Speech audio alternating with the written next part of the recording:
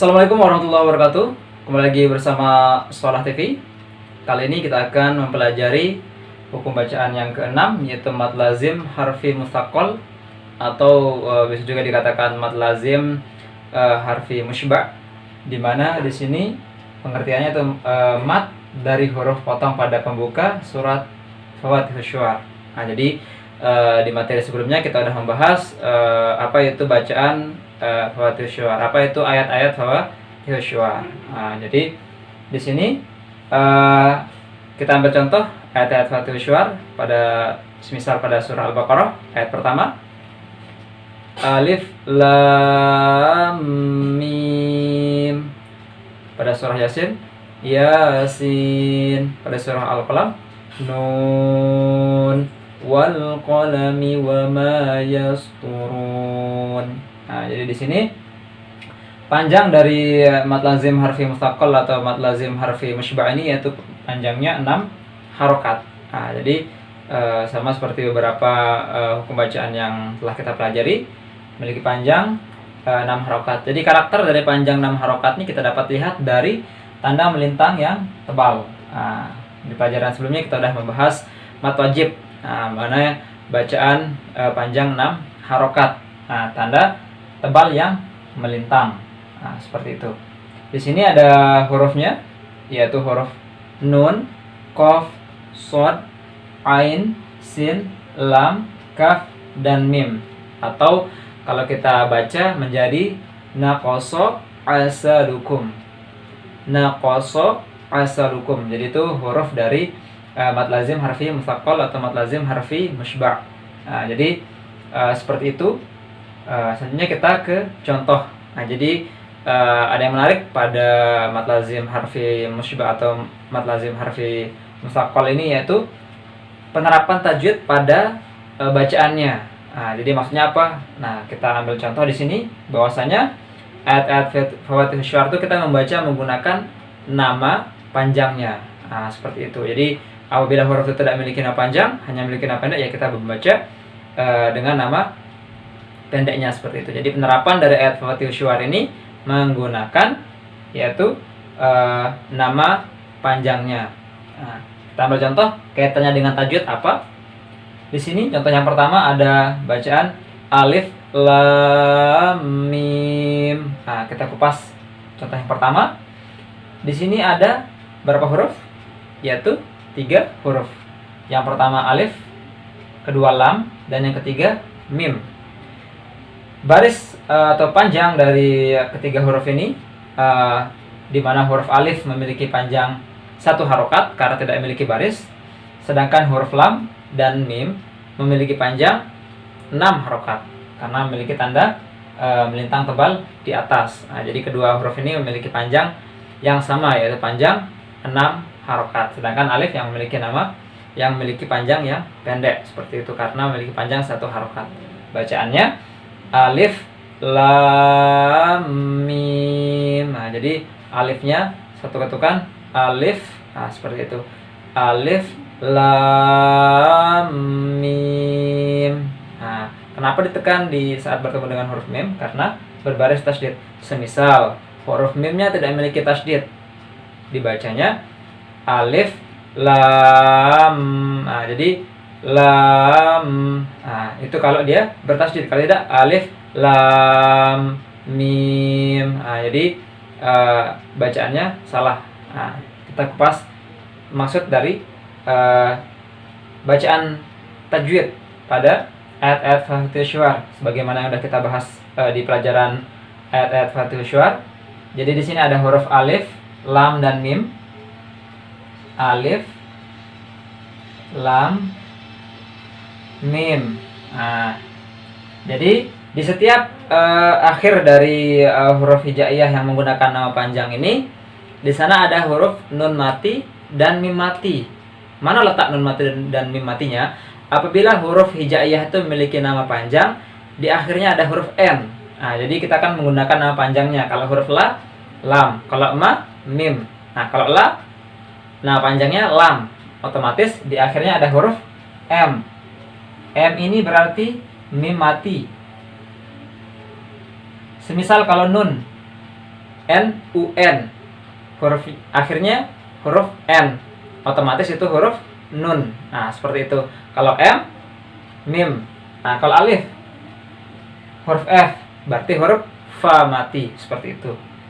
Di sini juga ada huruf M, mim mati. Nah, kita coba telah kembali dari contoh yang pertama. Alif, lam, mim. Nah, kenapa dia di sini dibaca ditekan? Karena di huruf mimnya dibaca tasydid. Nah, sedangkan kalau kita lihat dari huruf Latinnya menggunakan nama panjang, ada huruf mim mati ketemu dengan huruf M juga. Nah, yaitu huruf ma. Ingat, kita simbolkan dengan huruf ma. Nah, atau secara gampang kita bisa hapus huruf mim ini. Nah, jadi lam ketemu langsung dengan huruf mim yang bertasydid. Nah, seperti ini. Mim mati terdapat daripada huruf lam, L-A-M, M berarti mim mati, bertemu dengan huruf ma. Nah, ma yang ini. Nah, otomatis itu hukum bacaannya mim mati bertemu dengan mim. Dua mim terdapat pada hukum mim mati. Nah, ini dia. Terdapat pada hukum mim mati yaitu idgham mimi. Nah, di mana idgham itu memasukkan atau mentasydidkan. Nah, jadi di sini kita bisa ulas hukum tajwidnya. Nah, sehingga kita dapat menyimpulkan bahwa ini merupakan mad lazim harfi mutsaqqal. Seperti itu. Mim mati bertemu dengan mim yaitu idgham mimi. Jadi cara membacanya itu seperti idgham mimi. Nah, sedangkan hukum bacaannya mad lazim harfi mutsaqqal atau mad lazim harfi musyba'. Nah, jadi mim mati ketemu dengan mim, idgham mimi dibaca mendengung dua harokat, alif, lam, mim, seperti itu. Nah, jadi itu contoh yang pertama. Selanjutnya di contoh yang kedua pada surah Al-Qalam, nun wal qalami wa ma yasturun. Nah, jadi di sini hanya huruf nun yang memiliki panjang 6 harokat. Nun, nah, N-U-N, nun. Nah, berarti kalau nun huruf terakhirnya huruf N, maka ini disebut juga nun mati. Kalau M, mim mati. Nah, seperti itu. Nun mati bertemu dengan huruf wa.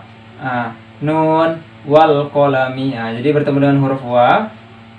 Ya. Nun bertemu dengan huruf wa. Nah, ini berarti kita masuk ke dalam hukum nun mati dan tanwin. Kalau tadi huruf M, mim mati, berarti hukum bacaan mim mati. Kalau nun mati atau huruf N, kita mengacu pada hukum bacaan nun mati dan tanwin. Nah, sedangkan apabila ada nun mati atau tanwin bertemu dengan wa, itu dibaca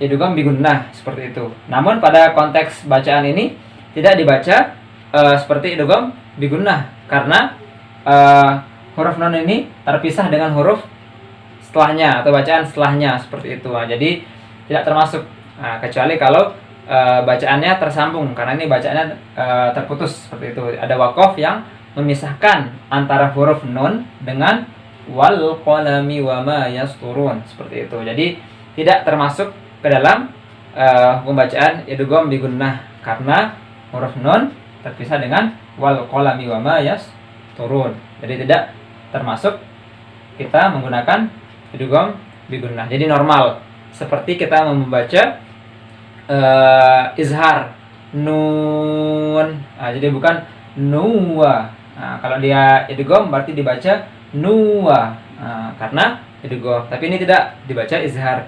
Nun kedengaran jelas huruf N-nya, kedengaran jelas huruf nun matinya, yaitu huruf N ini. Nah, baru bertemu dengan huruf wa. Nun wal qalami wa ma yasturun. Nah, seperti itu. Jadi mengapa beda antara yang ini dengan ini? Karena kalau ini dia menyambung dalam satu ayat, kalau ini terpisah dengan waqaf, yaitu antara nun. Nah, teman-teman bisa buka pada surah Al-Qalam, ayat pertama nun, dipisahkan dengan waqaf, baru lanjut wal qalami wa ma yasturun, seperti itu. Jadi kalau sobat sekalian membuka Al-Quran pada surah Al-Qalam, pasti sobat sekalian akan paham maksud dari contoh yang kedua ini. Karena antara nun dengan wal qalam ini bacaannya terpisah. Di sini ada wakafnya. Nah, seperti itu. Jadi terputus seperti itu. Jadi tidak menyambung, kecuali kalau menyambung. Nah, dalam hal ini terputus. Kalau menyambung sama seperti ini contohnya seperti itu. Jadi teman-teman sekalian bisa juga mencari ayat-ayat fathul syuar yang lain. Nah, setelah teman-teman sekalian mengetahui dasar dari ayat-ayat fathul syuar, dengan sendirinya sobat sekalian akan faham seperti itu. Jadi sedikit ada kemiripan dengan hukum-hukum bacaan yang lainnya seperti itu. Oke, sekian materi kali ini. Apabila ada pertanyaan silahkan diisi di kolom komentar. Jangan lupa subscribe, jangan lupa nyalakan loncengnya. Like, share, dan komen teman-teman sekalian sangat bermanfaat bagi channel ini. Thank you for watching. Assalamualaikum warahmatullahi wabarakatuh.